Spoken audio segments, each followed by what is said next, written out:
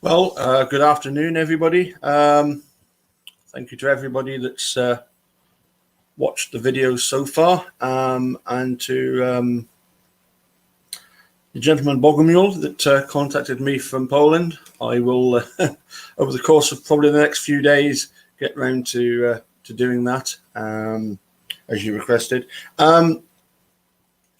So this, one or two of the comments have been, Paul, this is all very good, this advanced stuff, but who's going to need it? It's a bit over the heads of some people. To which my obvious answer would be, well, if nobody else, certainly me, once the dementia starts to really kick in. So, but hopefully there'll be other people in the future that can refer back to the videos, and hopefully get some information from them. This one is going to go back to some basics, and look in particular at another subject that crops up in the commonly in the music accordion theory, and that is pitch range of the bass system. But we're going to do some groundwork first, look at one or two aspects of the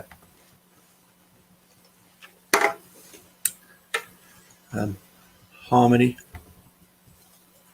not theory of harmony, theory of chords, triads in particular. Let me just do my usual and just make sure I don't have two monitors like some people, so I have to do this manually by checking on my phone to make sure that the video is up and running, which it is. So that's, oops, so that's good. Just put this microphone back where it came from.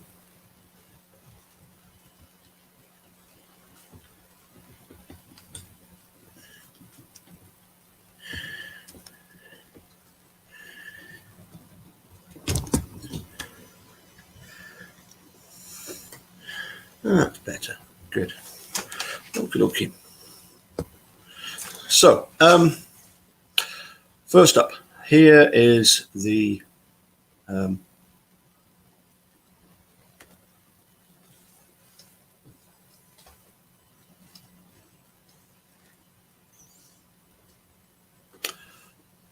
first part of looking at music theory, particularly related to chords. Often when you ask somebody what is a chord, it's one of these questions where everybody knows what a chord is. We've heard them over and over again, but to actually come up with a, if you like, a definition, well, I'll give you my attempt, and then if you're not happy with that, all well and good. But I think this is pretty succinct. A chord is simply a group of three or more notes. It has to be at least three notes. We cannot identify a chord by two notes alone. Therefore, as far as I'm concerned, that doesn't constitute a chord. So it's three or more notes, obviously played together. When they're not played together, then we call them a broken chord. And they must harmonize. So, for example, here is an F major chord. Here's an A minor chord. And here's a four-note chord, a G7th. This is not a chord. It's four notes, but it certainly doesn't harmonize.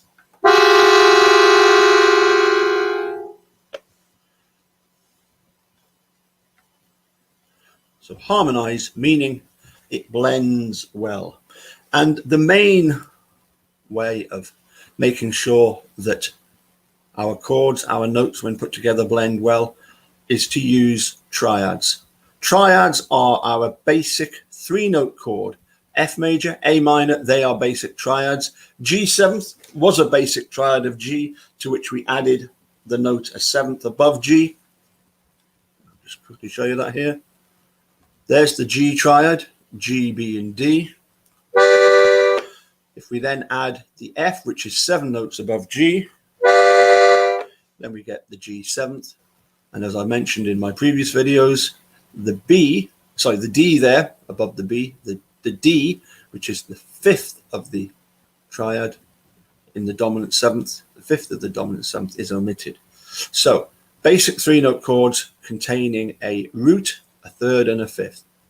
There's the root note F, A, and C, root, third, and fifth, meaning the root note, the third note up alphabetically. You must go up the alphabet.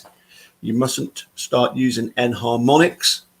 It's alphabetical letters from F, G, A, B, C. From A, B, C, D, E, G, A, B, C, D. Okay, so the root, the third, and the fifth. And it's worth mentioning here. There again, here's our F, A, C, root, third, and fifth. There they are together. Equal temperament goes back a few hundred years, and it divides an octave into 12 equal steps, as we call them, semitones. And this is the basis of what we would term Western music. In other types of music, they divide the octave into different steps. But in Western music, we have 12 equal steps or semitones, and here they are. Going from F to F, we have F going up a semitone, F sharp, up another semitone, G, G sharp, A sharp. Notice B and C, they do not have a sharp or a flat note between them because they are only a semitone apart, hence the reason why there's no black key between B and C on a piano. Same with E and F, there is no black key between E and F. And the other thing that equal temperament did was that by establishing the 12 equal steps, it did away with F sharp and G flat being two separate notes. At one time, F sharp was considered a note just above F, G flat was considered a note just below G. Equal temperament, it brought them together so they became the same note. And that's one of the most commonly asked questions. Why do we need two names for the same black key? Well, because originally they were two different notes, but not anymore. Now this is very important. From the note of F to the note of A, as you can see, is coming from the F, counting the first step, F sharp as one semitone, two semitones to G, three to G sharp to A, four semitone steps. And that's known as a major third, whereas A to C, A up one step is A sharp, two to B, three to C, is only three semitone steps and is therefore called a minor third. So in the major chord here of F, from the root note F to A, that was four semitones, 1, 2, 3, 4. From the A to the C, 1, 2, 3 is only three semitones, is known as a minor third. And of course, from C to E here, we're going to go up one semitone to C sharp, 2 to D, 3 to D sharp, 4 to E. So that is also a major third. So yes, in the F major triad, we have two thirds, one on top of the other. One a major third, F to A, the other a minor third, A to C. The interesting thing, of course, is this, that in the A minor chord, we have the A minor chord here, A, C, and E. So A to C is a minor third, C to E is a major third. And so a major triad has a major third from the root to its middle note. A minor third has a minor chord has a minor third from its root to its middle note. In fact, in very old language, the F major chord, many years ago, was simply referred to as the chord of F that has the greater third. And so A minor was referred to as the chord of A that has the lesser third.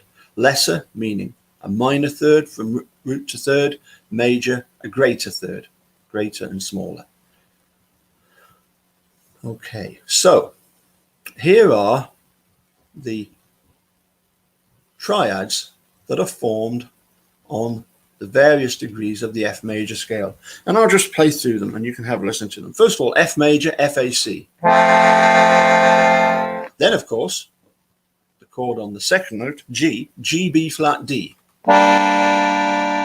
Where does the B flat come from? Well, we're in the key of F major. F major has a B flat.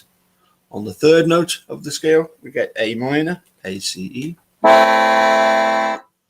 On the fourth note, B flat major. On the fifth note, C major.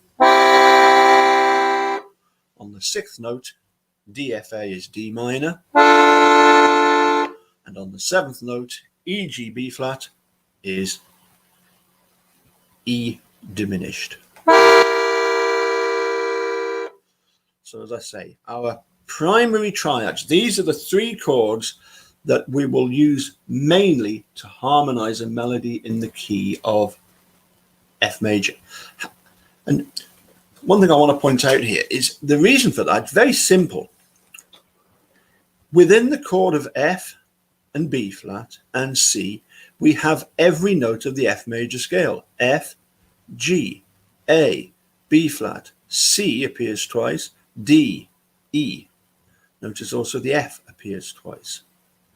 Okay, so within these three chords, we can harmonize any note of the F major scale because at least one of these chords will have that same note. And when you harmonize a melody, often all we're doing is we're matching the chord that has the same notes as are predominantly in the melody in that bar or bars. Okay, now, if we take this F chord, FAC, here we have the F chord in its root position. I'll angle the screen down a little bit so that you can see more of the keyboard, slightly less of me. Just a tad more. That should be fine. Excellent. I'll sit up a bit. That'll help us up. So here is our F chord, FAC. A minor, A, C, E. Here's a C major, C, E, G. And the name note of the chord is the lowest sounding note.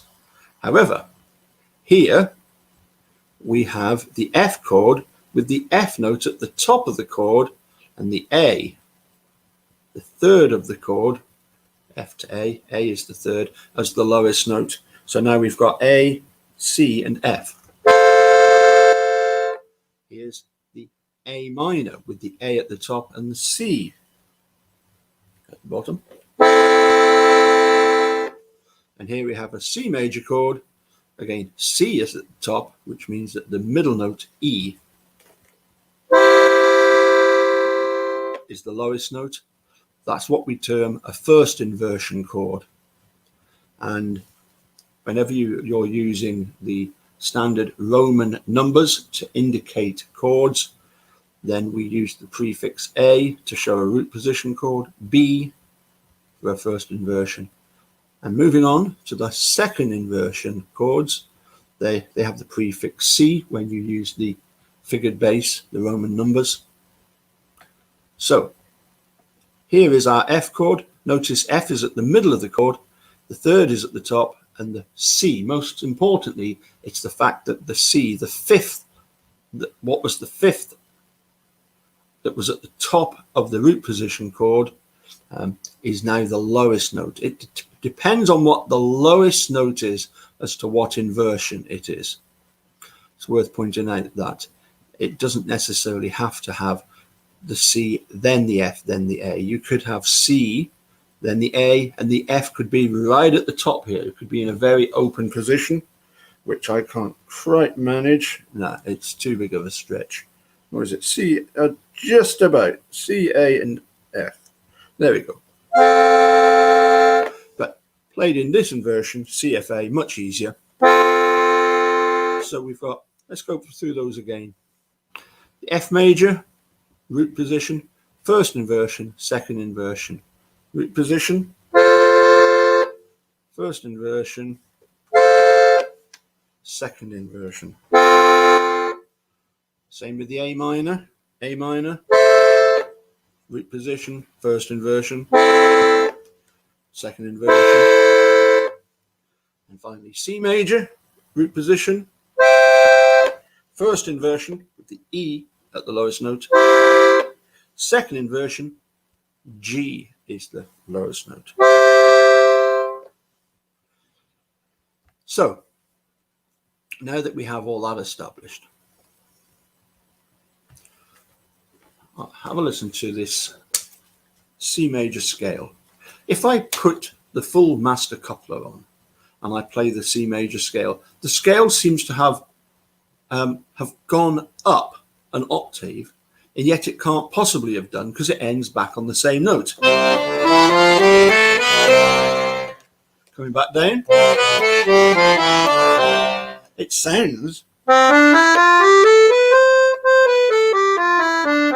it can't possibly have done because I've ended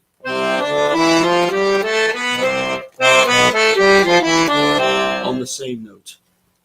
To reveal what's going on, if we cut out most of the reeds so that we only have the top high notes sounding, which is why these notes I've written here are the middle C going up. Now, if I do the C major scale, you can hear it drop down and rise up.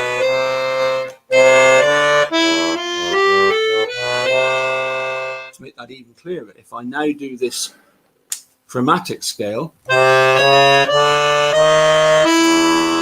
you can hear the drop.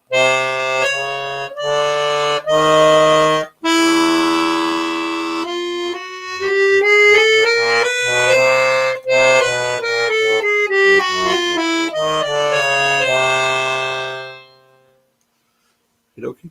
I've just realized that I've actually got a little mistake here. There should be an E natural here and here and here. Apologize for that.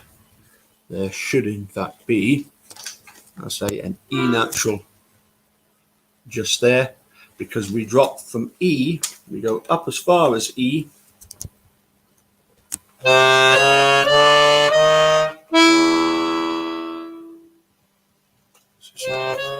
E flat, then drop down to the E.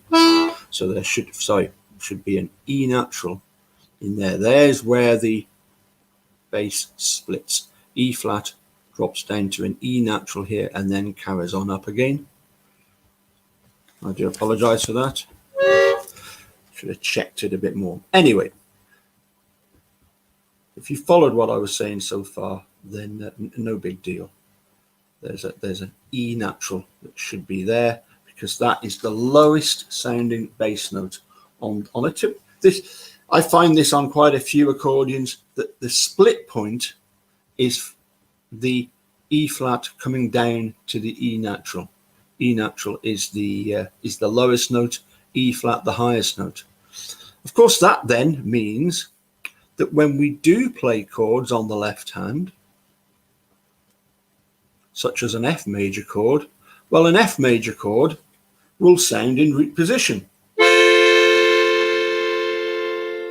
Of course, a C major chord cannot sound in root position because it cannot have C as the lowest note, because the lowest note available is E, the one that's unfortunately missing there. But here it is here, E, G, C. We know the C chord is C, E, and G, but of course when we play a C chord on the left hand,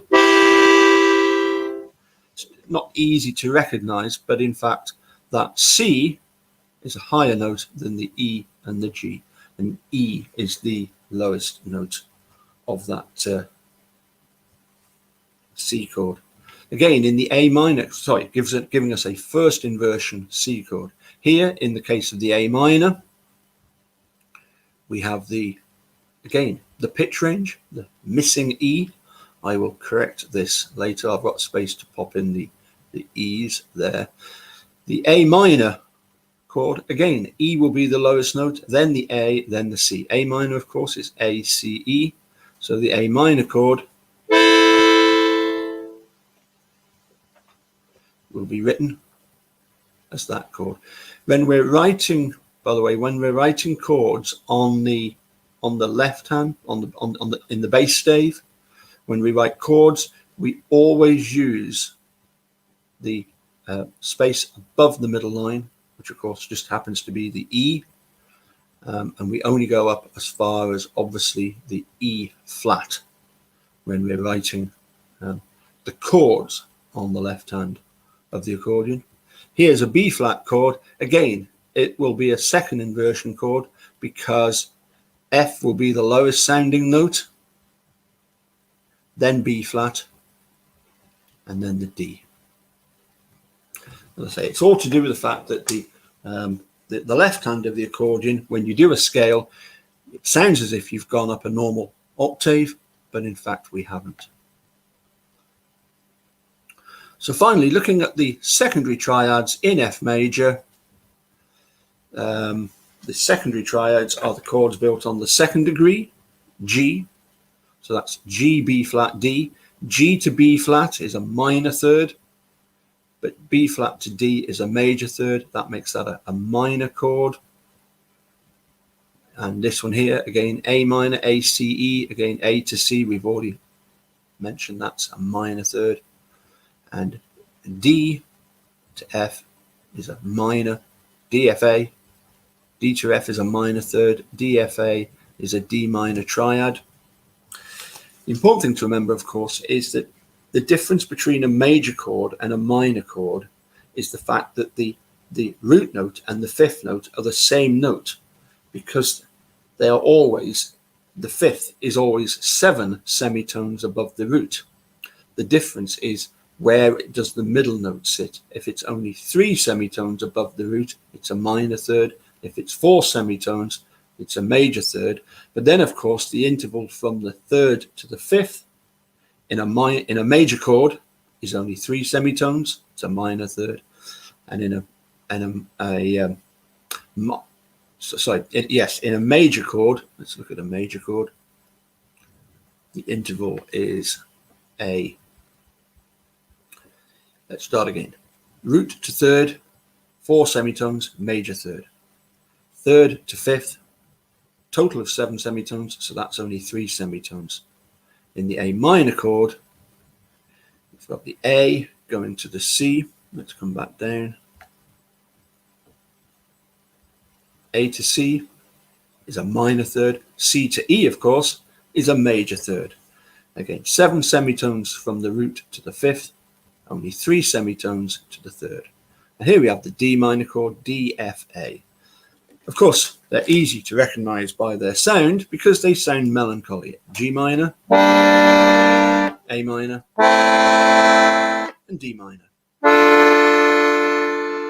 And of course, if we were playing in the key of F major, we would mainly be playing, as I say, F major, B flat major, and C major. And isn't it great that the Stradella bass system allows us to play those 3 primary triads next to one another, and the next three rows up give us the G minor, D minor, and A minor. Very clever system. The circle or the cycle of fifths. And finally, looking at how these chords will actually sound. They might be written one way, but in order to work out actually how they sound, and this is the crux of the problem, in the Principles of Teaching paper for the British College of Accordionists, there is a section where, is it that or the General Music Knowledge? It's one of the written papers.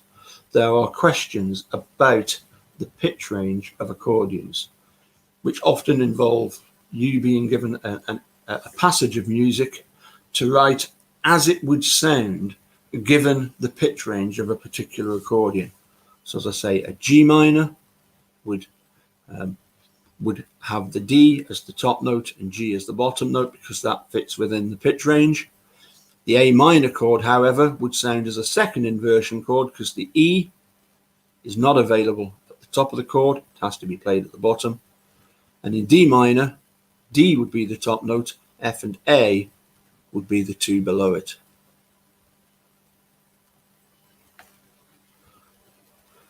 And so yes, just finally, as I say, what I've done here is if we put on the softest coupler, then we can clearly hear the drop from the E flat to the invisible E there. A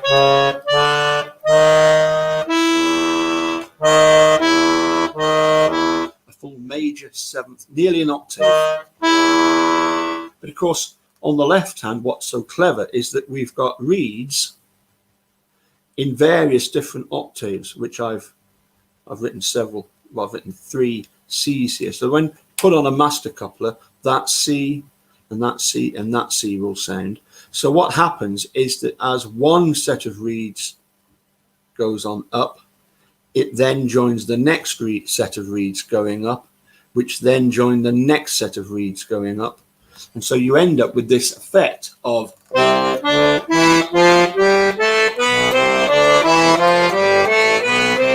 not so easy to discern and recognize the drop in the bass.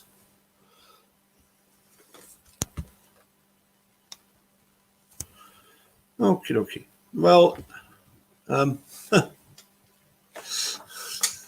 yes, Sharon, an equal temperament. Yes, it is. It is a great word. That it was something that Bach, J.S. Bach, the original Bach, 1685 to 1750, he wrote his book of the book of great 48 preludes and fugues, 2 in every major and minor key, 12 majors, 12 minors, 24. Then he wrote 2 books of. So he wrote the Great 48 in order really to try and demonstrate the advantages of this equal temperament.